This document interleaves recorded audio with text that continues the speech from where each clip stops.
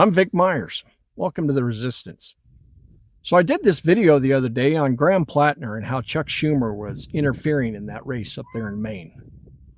One of my TikTok mutuals, the old guy, you should follow him, saw it and commented, asking me to look at Kentucky 6. So I said, okay. And I went back and I looked at my earlier video answering George. George wanted to know, how do you tell if a candidate is really progressive or just pretending? And what I came up with for George works for any candidate. It's a simple litmus test. So I applied it to the 4 Democrats running to represent Kentucky's 6th district. And I gotta say, and I say this with nothing but love in my heart for the people of Kentucky 6. Folks, you either need to find another candidate or else light a fire under one of these 4. Here's my test. First, look at incumbency. None of these folks are incumbents. One held office once and lost re-election. Another lost a city-level race. The other 2 couldn't find any record of holding or running for office before. Next comes finances. Where's the money coming from? And who's endorsing them?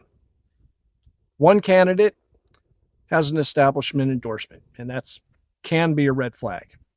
Another has a Vote Vets endorsement. The other 2, nothing, and they have anemic fundraising. 2 of the candidates are doing fair with mostly small donors, nothing alarming, nothing inspiring. And then the big metric. Are they empty suits? And I'm sorry, but from what I could find, every one of these Democrats fits that description. Their websites and social feeds are pure platitude. It honestly looks like the same person built every site and just swapped out the names.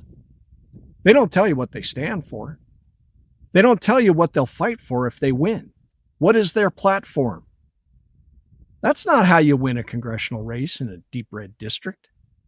The 2026 election could be very, very bad for Republicans, but only if Democrats put up solid, energized candidates. You can't just say, I'm against Republicans, or I don't like Trump, vote for me. That's not enough. This is an opportunity for Democrats everywhere to make real, lasting change. But it starts with offering people something to vote for, not just something to vote against. Kamala Harris's campaign turned into an anti-Trump campaign instead of a pro-Kamala one. Hillary Clinton's, she did the same thing. That's at least a part of why they lost. Kentucky 6, don't miss this moment. Either find a better candidate or light a fire under the ones you've got. And if you're one of those 4 candidates I'm talking about, the reason I'm not saying your names is simple. You haven't done anything yet that makes your name worth saying. Prove me wrong. Come on my podcast. Show me why you're a worthy candidate, and I'll gladly revisit this. But from what I can see, so far you're not offering anybody anything to vote for. Thanks for listening. Good day.